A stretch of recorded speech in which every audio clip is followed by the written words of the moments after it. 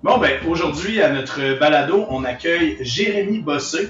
Jérémy Bossé qui va animer plusieurs balados ultérieurs, on espère, avec moi s'il s'ennuie pas trop. C'est quelqu'un qui a une grande expérience dans le milieu sportif en général, qui fait maintenant partie de l'équipe de la Scrimmie, donc qui a tout son bagage intéressant à amener. Fait que, en fait, aujourd'hui, on le présente. On va aussi parler un peu de l'intérêt de l'expérience, en combinant l'expérience de différents sports ensemble, qu'est-ce que ça peut apporter tout ça. Jérémy a vraiment l'expérience là-dessus. Fait que merci d'être là, Jérémy. Bienvenue avec nous ce soir. Merci bien. Je vais commencer par parler, j'imagine, de mon expérience de sport. C'est ça. Vends-nous ton CV. Dans le fond, moi, avant d'être dans le scrim ici, j'ai toujours été dans le sport. Depuis que j'ai 4 ans, dans le fond, je fais du hockey et du baseball. Je compte une douzaine d'années d'expérience en baseball. 16 ans à peu près dans le compétitif au hockey, parce que bien sûr, après, il y a toujours les ligues de bière, que c'est tout le temps le fun avec des amis d'aller se rejoindre sur la patinoire. Puis 8 ans d'expérience dans le football, que je me suis même rendu au collégial. Puis par la suite, ce qui m'a amené à Québec même, c'est le junior, qui est une ligue de football civil. Donc pas avec qui me permettait d'être charpentier en continuant de jouer au football, donc pas aller à l'université. Puis c'était ça, parce que la plupart des ligues plus comme professionnelles ou semi-professionnelles sont généralement intégrées dans des équipes d'école. Oui, c'est ça. Les ligues de football, c'est scolaire, donc cégep universitaire. Sinon, tu t'en vas dans des ligues un peu spéciales comme le Arena Football ou le 9 contre 9 qu'il y a un peu dans la province, qui va du Saguenay jusqu'à Beauce un peu, qui m'intéressait moins parce que ma position faisait que à 9 joueurs, c'était moins requis, c'était moins intéressant. J'étais linebacker pour ceux qui connaissent le football un peu, donc j'allais au contact, je lisais le carrière pour voir c'est quoi qu'il faisait. Je commandais un peu la défense, si vous voulez. Mais dans le junior, c'était du 12 contre 12 canadien, donc à 3 essais, avec des règles de pénalité différentes et autres. C'était une expérience déjà différente du football scolaire que j'étais habitué, qui était comme un mix de Canadiens et d'Américains. Donc c'était un petit peu des règles de pénalité différentes. On avait 4 essais au lieu de 3, ce qui change beaucoup la donne. Puis c'était 12 joueurs, parce au football canadien, c'est 12 joueurs et non 11, comme dans la NFL. Ce qui aussi est drôle à dire, mais ça change beaucoup. Un joueur, ça donne beaucoup d'opportunités de jeux différents. C'est quand même fou qu'on parle relativement du même sport, ultimement, puis qu'il y a autant de variations juste locales ou contextuelles, puis tout ça, puis on regarde ce qu'on vit aussi dans le milieu de l'escrime médiéval, des AMHE, qu'il y a de la variation d'un tournoi à un autre. Pourtant, en théorie, on fait toute la même chose dans nos clubs, c'est-à-dire apprendre des techniques, se taper dessus un peu, etc. Fait que c'est intéressant. Tu as parlé de ton background, de tes années d'expérience, puis on s'entend qu'il n'y a rien de tout ça qui est combiné, parce que tu n'as pas environ 40 ans, et pourtant, en termes de sport, je pense que tu as dit 16 ans dans un, 12 ans dans un autre, 8 ans dans un autre. Fait que, bien entendu, tu n'es pas à 36 quelques, plus tes 4 premières années avant d'en faire. Fait on parle beaucoup de sport combiné là-dedans, donc on a beaucoup d'éléments. Il y a beaucoup de moments que tu as mis l'un avec l'autre, puis que justement, tu as dû gérer ton horaire d'entraînement. Tu as dû aussi travailler un peu intellectuellement comment tu classes certains éléments puis que tu les mets dans des tiroirs différents pour qu'ils se gênent pas, mais aussi qu'ils s'entraident. D'un point de vue, tu sais, mettons, moi, ce qui m'intéresse dans l'escrime, c'est qu'on va en avoir plein des gens qui vont arriver, qui ont fait de la boxe, qui font du GN. Tu sais, c'est niaiseux, mais c'est un autre jeu dans lequel ils peuvent se battre à l'épée. Mais c'est pas exactement la même chose. L'escrime moderne qui se rapproche plus, mais quand même. Toi, dans ton expérience, si on parle, mettons, parce qu'on parle souvent de compétences croisées, des choses qu'on peut apprendre dans un sport, mais qui sont transférables dans l'autre, soit en les traduisant, les interprétant, soit qui sont directement applicables comme telles. Moi, je pense souvent de ma faible expérience dans ton domaine, mais moi, j'ai souvent entendu parler que, mettons, beaucoup de golfeurs, c'est des joueurs de hockey qui sont rendus à leur été, parce qu'il y a des éléments qui sont assez complémentaires que de jouer leur golf l'été leur permet de maintenir certaines compétences connexes ou équivalentes en vie, donc de rester sharp en attendant leur saison. Toi, comment tu as vécu ça dans des sports que tu as vécu en même temps? Ben moi, dans le fond, ce que j'ai remarqué, parce que avant que j'arrive au secondaire, c'était seulement baseball puis hockey que je jouais. Parce que le football, ben, il n'y en avait pas au primaire. Il n'y avait même pas de flag football, c'était pas populaire, ça n'existait pas vraiment dans le temps, ce qui est relativement récent par rapport à beaucoup de monde. Mais c'était très simple avant le secondaire. C'était vraiment l'été, je jouais au baseball, l'hiver, puis l'automne, les autres saisons, je jouais au hockey. Rendu au secondaire, c'était différent. Fallait, vu que la saison de football est en automne, qui est quand même une très courte saison, mais le hockey commence pas mal en même temps. Il a fallu que je fasse des décisions là-dessus. Puis c'était aussi un accord avec plus tard avec mon coach de hockey que durant la saison de football, je joue au football. Je priorise mon football, les pratiques aussi. Après ça, le hockey. Mais j'ai vu aussi, malgré tout, que j'ai explosé au niveau hockey quand j'ai commencé à faire du football. Donner les calibres un peu dans le hockey, c'était A, B, de B, A et double lettre, donc double C à l'époque et double A. Ben, j'étais tout le temps dans le B au primaire, j'étais pas très bon. Puis rendu au moment où j'ai commencé à faire du football, malgré le fait que je pratiquais moins de hockey, ben, il y avait plus personne qui m'accotait dans le B. On m'avait même demandé d'aller dans le double lettre. J'ai fait un gros switch de calibre parce que ben, je pratiquais des affaires un peu connexes. Le jeu de pied, mettons, on a fait beaucoup de drills mettons, d'échelle, dans le fond. C'est comme une espèce d'échelle, pour ceux qui ne connaissent pas, à terre. Une échelle en corde. On voit beaucoup ça dans les sports de combat aussi, en fait. Oui, c'est vrai. Moi, quand je faisais du Muay Thai, ça faisait partie de mon entraînement quasiment à tous mes trainings.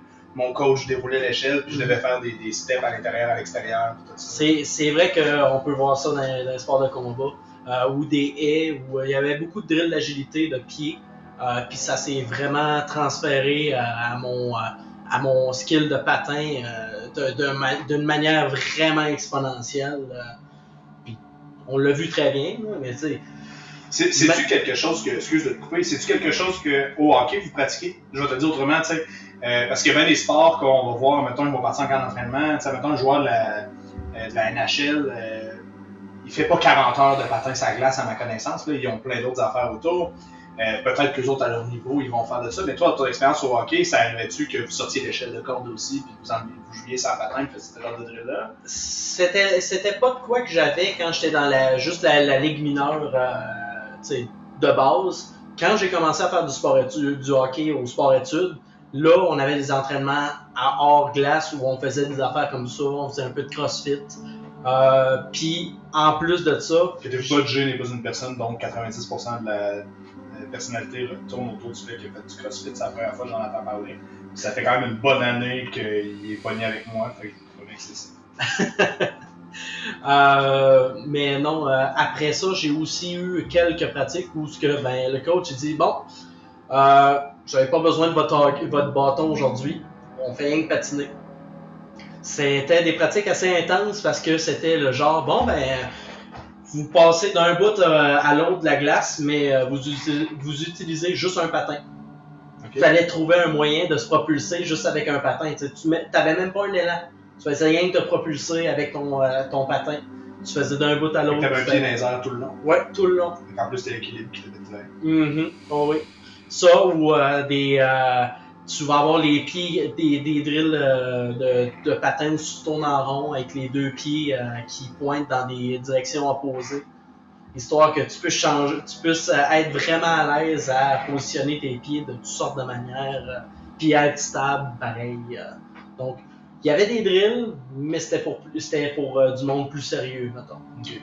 Et toi, quand, mettons, justement, tous tes jeux de pied, ton jeu d'échelle au sol, au football, etc., qui a travaillé d'enfer, que ça a fait exploser ton patin, c'était pas un moment où tu vivais les deux, un au hockey, puis un. Fait que t'as pu vraiment dire, je vivais juste au football, mais dans mon hockey, ça m'a fait vraiment prendre du galon. Oui, non, c'est ça. J'étais pas rendu dans le sport-études quand j'ai commencé le football. C'est genre une année ou deux plus tard que le coach de hockey a dit Hey, Jay, comment ça se fait que t'es pas avec nous autres? Il me voyait dans les pratiques, puis il m'a un peu scouté là-dessus. Ce que je trouve intéressant, ce que tu me dis, c'est qu'ultimement, ton expérience en montant de niveau, c'est qu'éventuellement, tant que tu n'étais pas nécessairement dans un très haut niveau de hockey, je vais dire comme ça, le fait que tu faisais des exercices connexes sérieux au football a propulsé ton hockey. Mais quand tu as commencé à jouer un hockey plus élevé, quand tu es monté en sport-études, là, tu as commencé à faire des exercices qui s'en rapprochaient plus. Donc, éventuellement, à plus haut niveau, tout le monde finit un peu par s'entendre sur certains trucs fondamentaux qui reviennent et qui sont vrais. Oui, absolument. La biomécanique d'un corps change pas. C'est sûr que là, après quand tu veux fine-tune des affaires, ça se peut que tu aies des mouvements qui vont être un petit peu différents. Je pense à mon jeu de pied en escrime. On a récemment remarqué que j'avais des fautes par rapport à l'escrime dans mon jeu de pied, ce qui va être dur naturellement de fixer. Mais c'est intéressant en fait parce que ça veut pas dire que c'est des fautes. Parce que, tu sais, on parle de compétences connexes. Le swing de golf et le swing de hockey, c'est pas le même swing. Mais comme tu dis, il y a des éléments biomécaniques en arrière qui sont les mêmes. Fait que faire l'un et l'autre aide dans cette progression-là. Si jamais il y a des machines de golf qui sont aussi des machines de hockey qui veulent me contredire, je suis absolument à l'aise avec me faire planter sur ce que je viens de dire. Mais mon expérience de hockey est très limitée. Mon expérience de golf l'est beaucoup moins, ironiquement, même si c'est par exemple mon sport principal, je joue au golf à tous les ans. Puis à ma connaissance de mon souvenir des deux, ça ne se ressemble pas tant que ça, mais je vois le lien mécanique. Il y a des ressemblances, mais oui, surtout maintenant qu'il n'y a plus le slap shot et comme tombé hors de la mode, la différence est vraiment assez éclaircie, mais comme tu dis, il y a des points communs. Mais ça, sauf que ultimement, je pense qu'en fait, il y a un élément, c'est que tu as des compétences littéralement qui sont prêtes pour ainsi dire les mêmes entre les sports, mais il y a aussi des compétences que je dirais qui sont transférables. Puis ces compétences transférables-là, moi souvent je vois le transfert en fait comme étant un effort de traduction. Oui. Fait que tu sais, mettons, parce que pour mettre un peu en contexte, au moment où on enregistre ce podcast-là, ce que je vous promets qu'il ne sera pas dans le bon timing, celui-là vous allez l'écouter, mais le moment où on enregistre ce podcast-là, on est à quelques jours du camp de perfectionnement qui est un peu notre intensif d'escrime où on étudie chaque combattant individuellement et on travaille leurs enjeux selon les thèmes de la journée, mais c'est pas une matière standardisée ou quoi que ce soit, on est vraiment dans du coaching beaucoup plus précis sur la personne. Puis justement, tous les élèves doivent soumettre une vidéo, puis Jay participe au camp qui commence samedi, et il a fourni sa vidéo pour observer de quoi dans son déplacement quand il est en train de se battre, qui fait une certaine forme de lourdeur ou d'interruption de son action. Fait que c'est intéressant parce que Jérémy a une très bonne compétence technique, mais en combat, souvent, on se retrouve dans une situation où il manque de portée, ou il manque comme s'il assumait pas son attaque. Mais je pense pas nécessairement que c'est des erreurs dues à ton football. Moi, je pense que, en tout cas, c'est ce qu'on va tester avec le temps. Mais tu as tellement travaillé ton jeu de pied, des jeux d'échelle de corde, on le fait dans des arts martiaux à main nue, que c'est pas la même réalité que le football, encore moins que celle du hockey. Puis pourtant, les deux existent dans les arts martiaux à main nue. Les deux jeux de pied sont pas partout de la même affaire entre les deux sports. Et finalement, les trois s'entendent sur cette même réalité-là. On peut supposer que l'escrime ne fait pas d'exception à ça. Donc, la vraie question, c'est où est l'élément qu'on doit traduire, en fait, pour que ton expérience antérieure devienne une force plutôt qu'une faiblesse? Ouais. Donc, tu sais, parce qu'en ce moment, c'est un faux pli tant aussi longtemps qu'on n'identifie pas il est où le bloquant. Du moment qu'on l'identifie, probablement que tu vas passer en direct ton pas est lourd, que tu tombes en avant, que tu t'immobilises à mi-action, puis il va peut-être passer à crif que t'es rapide, que tu fonces dans le tas, que tu fais tes affaires, puis que t'es explosif. Ça, on va le voir en temps et lieu. Tu sais, c'est un peu, quand on parle de faux pli, ça me fait penser, à un moment donné, j'ai vu un élève particulièrement, j'avais fait beaucoup de cours privés avec lui. Lui, il avait un gros bagage d'arts martiaux à main nue. Puis, c'était intéressant parce que c'était surtout là quand on se battait à l'épée de main, parce que ça reste que tu as une main en théorie de libre.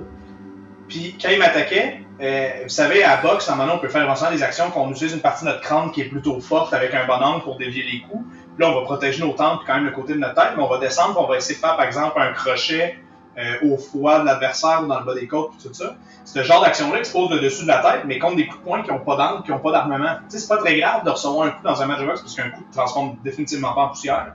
Encore moins qu'un coup d'épée, en tout cas. Mais dans un duel à l'épée, faire ça, Je veux dire, félicitations, tu me frappes d'un côte, mais je te défonce quand même le crâne en descendant un coup d'épée sur ta tête parce que tu ne protégeais pas. C'est intéressant de voir que la personne contre qui je me battais était très rapide sur ses pieds. Il y avait un paquet d'affaires, elle avait une bonne lecture de qu'est-ce que j'allais faire comme action, mais les décisions qu'elle prenait n'étaient pas les bonnes parce que la stratégie qu'elle utilisait n'était pas transférable comme telle. Mais les autres compétences transférables, on les voyait. Fait que c'était quoi finalement? C'est une question de traduction. C'était ce que tu as appris en combat est bon, mais la manière d'échanger et de recevoir les coups n'est pas la même. À l'épée, il faut absolument que tu parles le coup d'épée, il faut absolument que tu interrompes le mouvement pour que tu sois correct, alors qu'à la boxe, le pied, ça peut être un enjeu similaire aussi. Oh, et puis en réalité, faut pas oublier non plus que tous les sports que j'ai faits, c'est des sports d'équipe. Donc là, les erreurs ou les erreurs de traduction, pour utiliser ton terme, sont 1000 fois plus apparents parce que c'est juste un contre un. Donc, si j'ai des erreurs, ben, je me mange un coup. Tandis qu'au football, ben, oui, faut que les 12 joueurs sur le terrain fassent leur job, mais voir s'il y en a un à l'autre bout du terrain qui a fait une erreur de jeu de pied, on s'en sac, là, il est pas là. Il est pas dans le jeu, ça change rien. En tout cas, ça se peut que son 0.1% de réduction d'efficacité soit compensé par l'autre qui est average 0.5% tout le temps en haut. Fait que c'est pas nécessairement dramatique. Exactement. Alors que dans ton duel, ben, chaque erreur que tu fais si t'es contre un adversaire compétent, c'est quelque chose qui va prendre. Donc en effet, c'est travail d'équipe, justement, t'es protégé par ton équipe. En duel, t'es seul. C'est ça. Inversement, c'est le truc qui va être intéressant, parce que t'en as fait un peu, je pense, du combat d'équipe dans ce film-ci, mais pas. Un peu, ouais. Mais pas, c'est pas notre focus. Mais on a du combat d'équipe, c'est vraiment inversement de quoi dans lequel tu vas voir beaucoup d'éléments sortir. Je sais qu'on avait donné l'atelier de combat d'équipe, justement.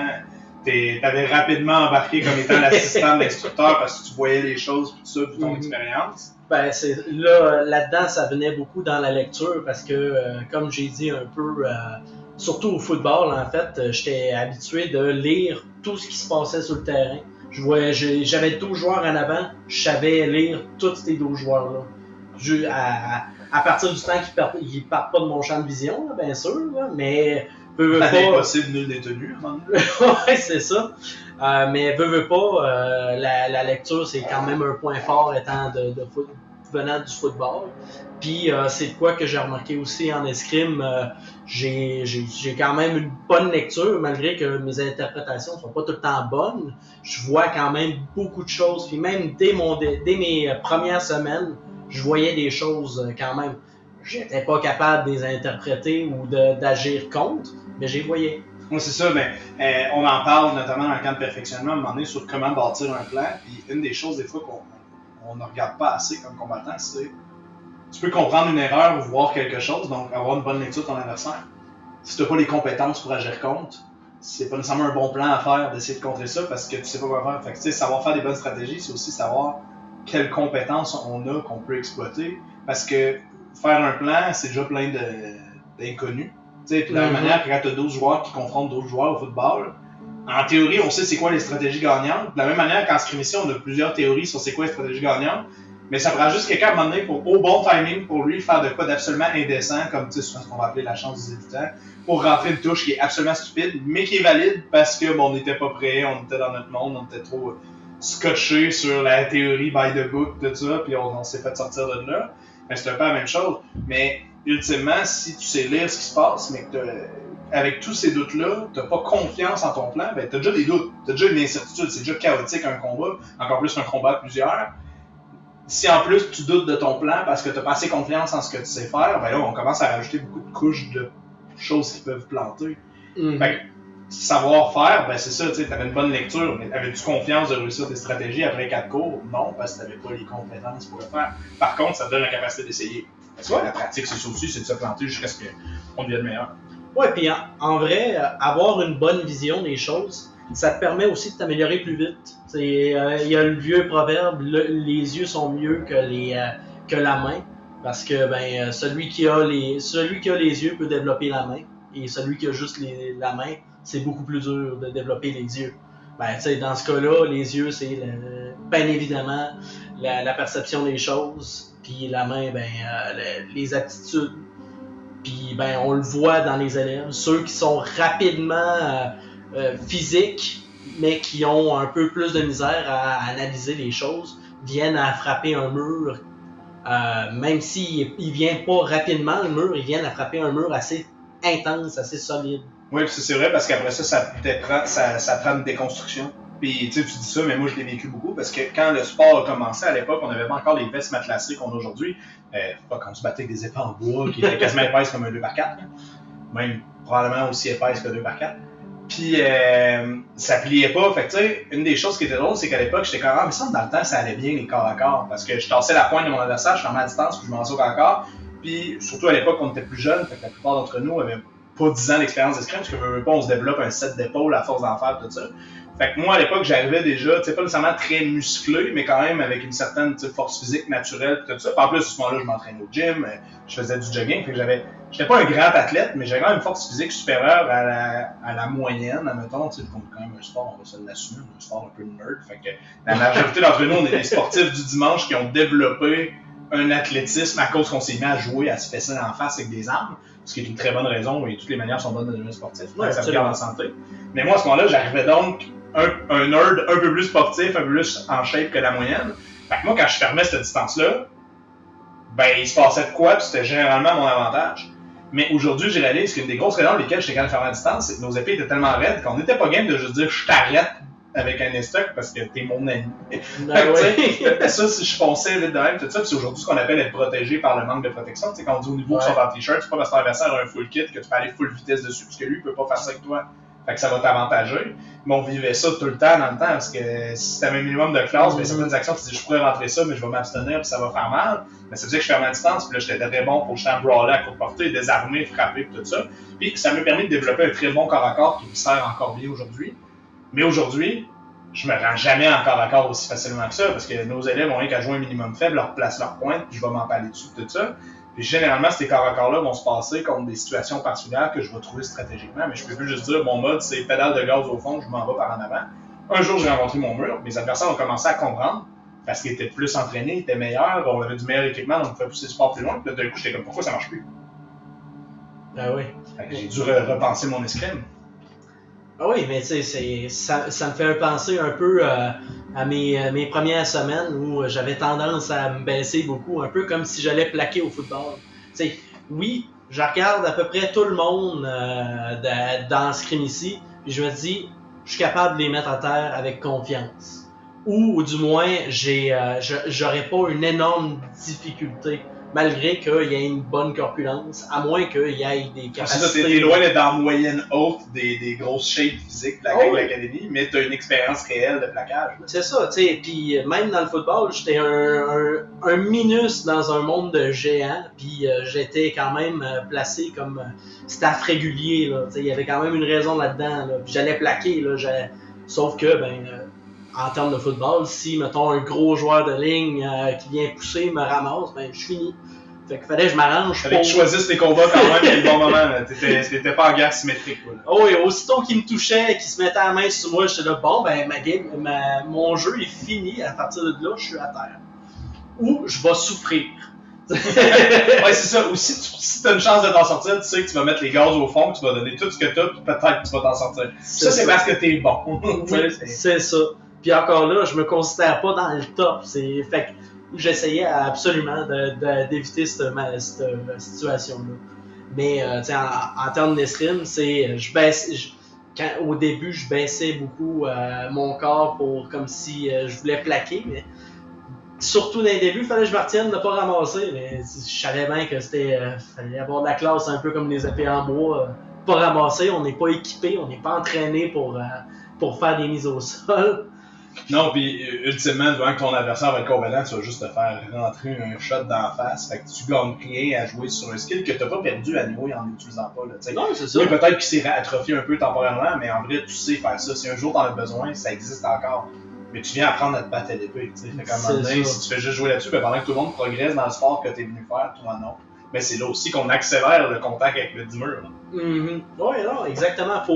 Faut aussi apprendre à élargir son éventail, puis trouver des nouvelles manières de performer, puis de juste avoir du fun rendu là aussi. Là. Ouais, ben ultimement, en fait, qu'on a du fun. Là. J'imagine, ça c'est le cas, c'est une question que je me pose, mais tu sais, tant qu'on en parle avec les connexions entre les sports, moi, personnellement, j'ai tout le temps pris trop ça au sérieux pour mon bien. Comme sport, l'escrime, tout ça, c'était comme vraiment important. Puis moi, c'était comme chaque duel que j'allais faire, c'était comme je me mettais dans le deuil que c'était un duel à mort. Fait que si je le perds, c'est fuck, je serais mort. T'sais, fait que c'était comme not good enough. Là, j'étais tout le temps en train de me frapper la tête dans le mur jusqu'à ce qu'un jour je réalise que, non, j'ai envie de m'entraîner pour le duel imaginaire dans lequel je me battrais. Fait en attendant, c'est le temps de perdre. C'est vraiment correct. Puis là, je me dis, puis c'est surtout un jeu. Au 21e siècle, je me battrais, j'ose croire, jamais à l'épée pour vrai dans ma vie. T'sais.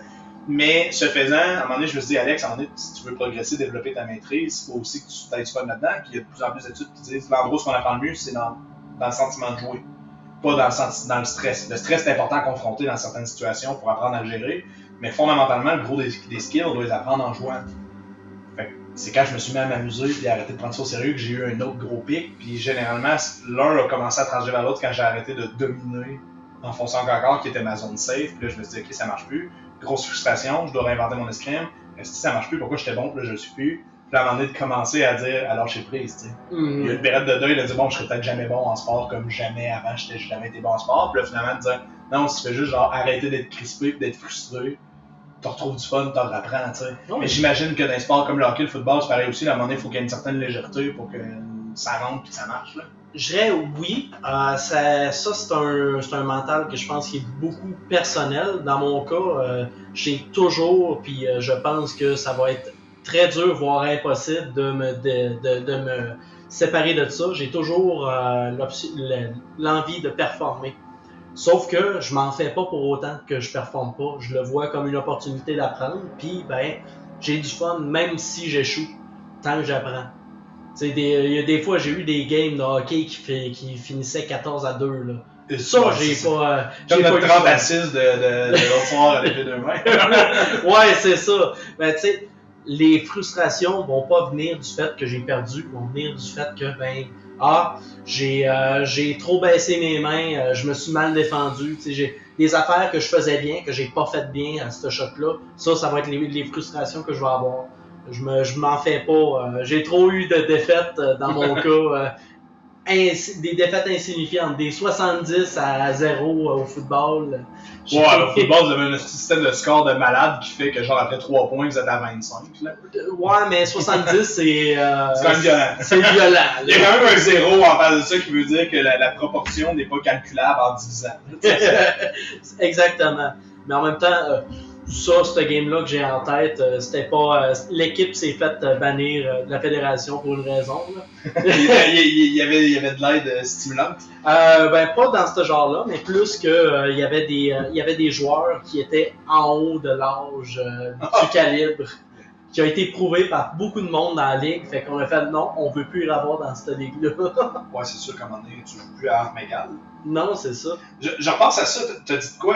Je m'en fais plus avec ça parce que j'ai eu assez de défaites pour. Puis ça, c'est intéressant parce qu'il y avait une phrase, là, je la paraphrase, mais c'était comme un dicton qui disait la différence entre le maître et l'élève, c'est que le maître a pu échouer plus de fois que l'élève n'a jamais essayé. Puis, j'ai toujours trouvé ça bon parce qu'en vrai, tu sais, il faut réussir à un moment donné pour apprendre, mais quand même de savoir c'est quoi avoir réussi, de dire c'est ça qui marche, c'est ça avoir bien fait la technique, c'est ça avoir fait un bon duel pour qu'à un moment donné on enregistre, pour qu'on puisse reproduire. Mais ultimement, pour se rendre là, il faut avoir essayé et échoué. Puis, je ne sais pas ce que tu en penses, parce que tu me dis que tu as starté à 4 ans ton sport. Quand tu as commencé à jouer vraiment sérieusement, ben, on s'entend que ça devait être à partir de là vraiment plus dans ton sport d'études, ta ligue plus sérieuse, tout ça. Ouais. Je dis pas qu'avant tu te prenais pas au sérieux des entraînements, que t'étais pas. Mais il y a un moment où tu es embarqué dans un monde, j'imagine, qui était très. Là, il y a des trainings, là, c'est sérieux, si vous choquez, vous êtes plus dans le team, etc. En sport études, tu as des standards à atteindre parce que sinon, ben, t'es out aussi. C'est un engagement que tu fais avec l'école. Oui, absolument. C'était surtout scolaire, en fait, là, vu que j'étais arrivé à Rivière-du-Loup, puis il n'y avait pas assez de monde pour faire, on va faire une sélection, puis on va sélectionner 13 des 30 joueurs qui sont là, tu sais. Et vous étiez juste assez? On était juste assez, mais il y en avait quand même quelques spares qui étaient là, juste parce que ils se sont inscrits plus tard, mettons. Mais quel impact, tu sais, maintenant je te pose la question, tu ne te l'as peut-être pas déjà posé avant, quel impact le fait que tu te sois pété la gueule depuis l'âge de 4 ans à échouer, manquer plein de fois, surtout si tu n'avais pas un encadrement aussi professionnel, je dois le dire de même, ce qui faisait que il y avait encore plus d'essais-erreurs dans ta progression, surtout que l'âge fait qu'on doit encore plus passer par là, on peut enseigner des trucs aussi avancés selon le contexte. À quel point tu penses que la capacité que tu as eu de performer aussi haut que ça est due au fait que déjà, tu étais habitué, peut-être, tu sais, pour reprendre l'expression, tu t'étais déjà planté plus de fois que bien les joueurs avec qui tu jouais avaient essayé, tu sais. Mm-hmm.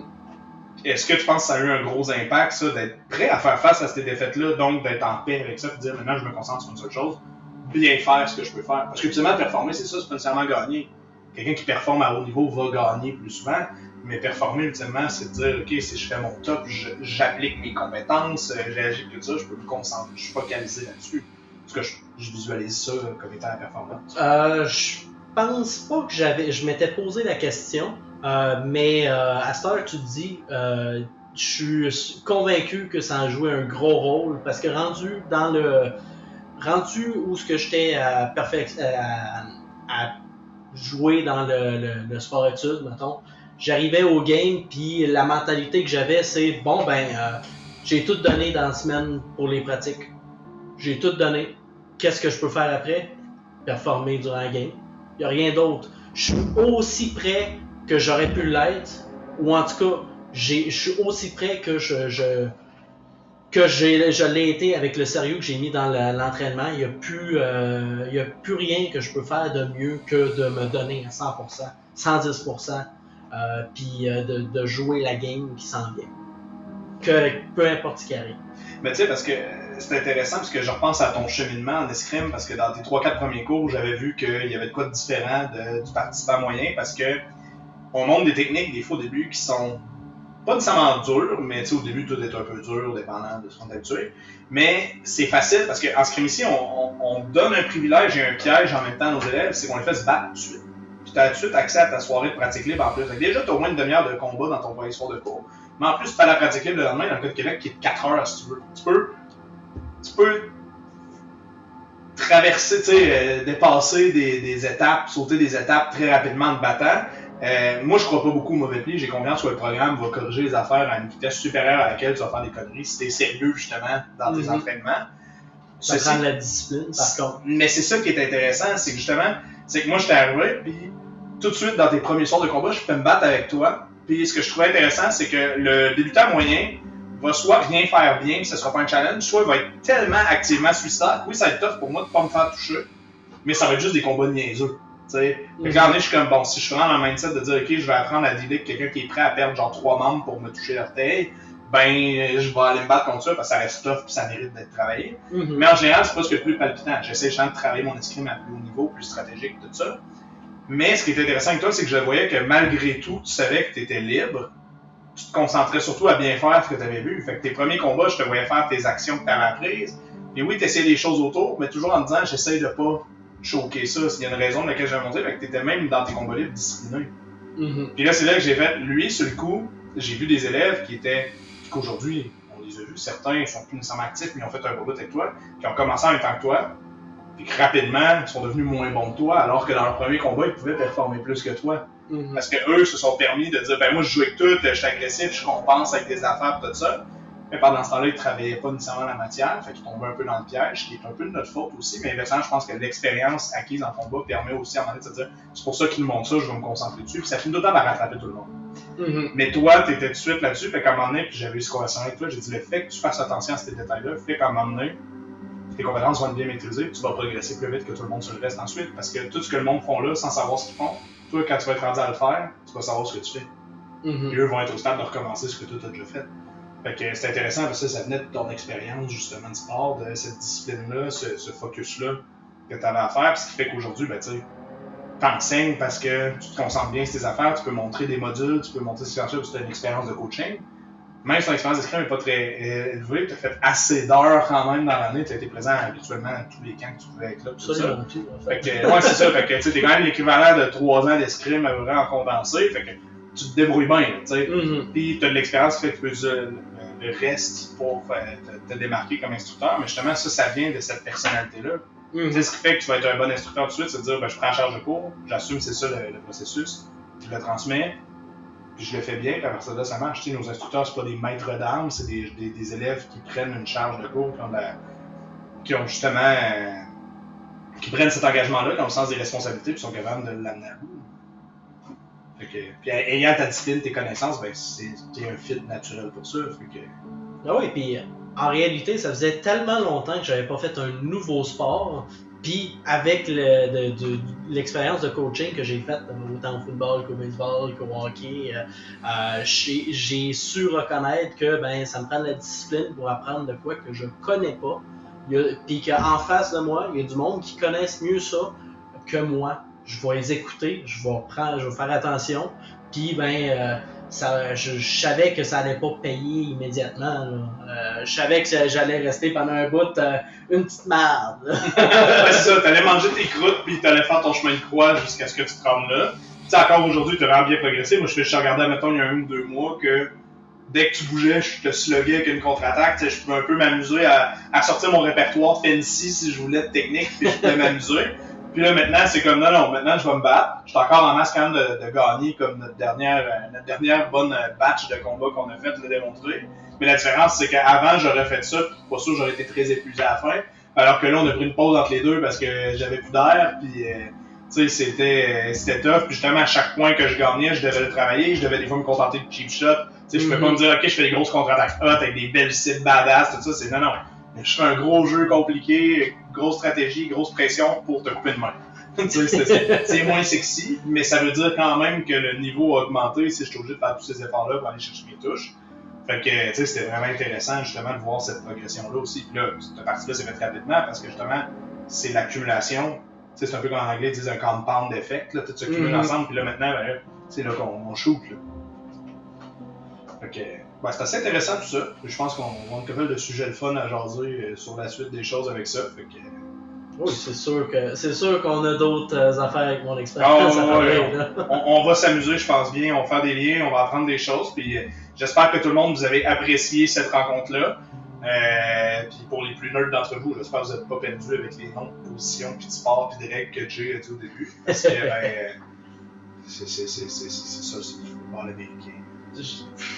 J'aime tout le temps écœurer Jay avec le football. Comme ça, je connais pas assez ça pour dire quoi que ce soit. Mais c'est quand même drôle que j'aille passer de sport plus traditionnel à un sport de nerd.